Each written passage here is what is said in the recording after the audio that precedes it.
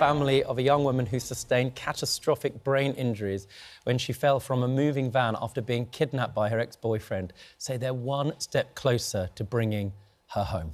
Angel Lynn's parents are raising money to help adapt their house and to be able to give their daughter the 24-hour support that she needs. We're going to be speaking to Nikki and Paddy in just a moment. But first, here's Sophie Wallace with Angel's story. And I should warn you, it has footage that you might find distressing.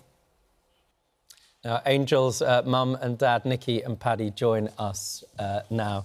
Nikki and Paddy, thank you for being here.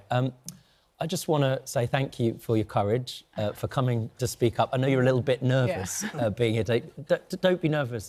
I think everybody wants to hear what you've got to say, not least your amazing fundraising effort. Can I just ask you, the man, I'm not going to name him, I'm not going to give him the publicity of his name, but his sentence was increased to 12 years. To what extent does that matter to you? I personally think he needed longer, both of them. So... yeah. It's not long enough, not for what Angel's got to go through now, still 2 years nearly. And how is she today, Angel? She's OK. She'll be waiting for us to go pick her up later, so we'll take her home for a bit. I mean, looking at her there, her life is undoubtedly changed. But if you compare it with the images of her first injuries, I can see why you were all so full of hope that she's defied the worst, most negative predictions of her future already.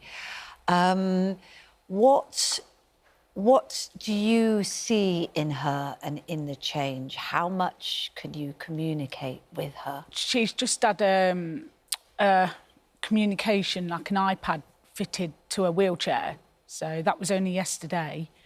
So she can touch and it talks for her. Right. She does make sounds, so I'm hoping that means a voice will come back. Yeah. She's moving her right side really well, and she's just starting to move her left side, which they said she wouldn't ever be able to do. She was paralysed. They said she was blind in one eye, paralysed down the left side, but she does slightly make movements. So she's really, really strong. And your lives have been completely changed by this, both of you, haven't they? The impact of devastating crime. The whole family. Are not just on the individual, are they? Yeah. And you now want her to be at home with you. Yeah. What is the challenge for you in that? It's the build. So the money that we have raised so far, that will also, that obviously some of that will go towards the build, but then that will need her care for the future.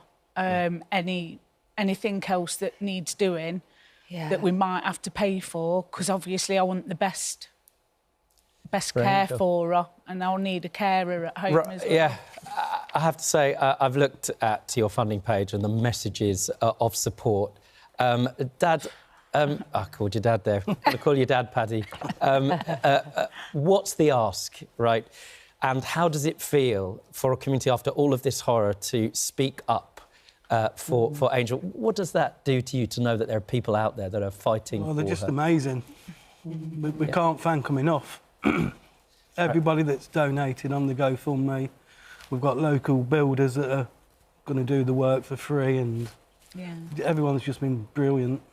And for Angel as well, do you think she's aware of that love? Because she must be having to try and come to terms with the evil that's left her in this terrible state.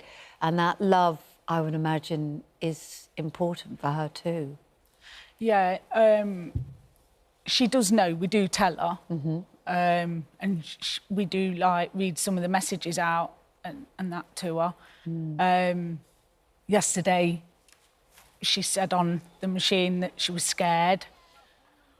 So, I mean, it's heartbreaking, because if you give her a cuddle, you can feel her chest going, like, so I don't know if she's crying or... Yeah, so it's just... Or whether it's her trying to express other emotions. I just don't know. Gosh, it's so much for you to live through, isn't it? And at the core of it, that heartbreak. What do you see, though, now that you're in a position working with all the medical experts around you to be able to bring her home for periods of time during the day? What does that feel like for you? And it's amazing. It's so nice to be able to take her out as well. So we take her out to places like the zoo, which has been Twin Lakes, she's been cinema. So we do try and get her out as much as possible. And she does enjoy it, don't she? She does enjoy getting out. So, yeah. Paddy, Nikki, Dad and Mum, you know, what more do you need to get the house ready for her to come home? Dad, you were talking about builders that have given their services for free, the community responded. What more can we all do, or local people do, to help get her home, to get Angel home? It's builders that we need, bricklayers, and, you know, all sorts of trades. We've had lots of offers of people that just have offered to come and clean up and stuff. I'm not a builder, but can we come and help clean up and make teas and stuff? Right. So there's so many, but we really do need the builders and stuff. Builders, people to clean up. If you're out there... And you can help. Right. Dad, you've got to speak to the tradesmen. You've got a chance to look into the camera and speak to any builder. Just ask. Yeah, anybody out there that can help us, especially we need bricklayers, electricians, anybody really that can help would be much appreciated. But also, like, to thank, because saying thank you just don't seem enough. No. I know what you mean. You know, it is coming from you, but yeah, I know what you mean. It just doesn't seem enough to say thank you to everyone for what they've done. There's so many people that have made donations. Anonymous people as well. Yeah, just... Thank you, everybody. You know, just, yeah, thank you. And the support they give, I don't think I could have got through a lot without just total strangers that, well, you know, talk to us and... Your bravery and hearing that kind of kindness of strangers is, I think, what we all need to hear, because it's a difficult morning when we're reeling from another family suffering, being victims of a horrific crime, Olivia's family. And you come through and are building a future for yourselves and Rachel, which is incredible. So thank you for sharing that. Stay strong. I feel sure the builders are going to answer you, Paddy. I'm certain it's the great British public that watch this show. And they'll know how to contact you. We're going to make sure it's on social media channels. You can contact Jackie and Lee. They're organising everything. Great. So. Cups of tea, the lot.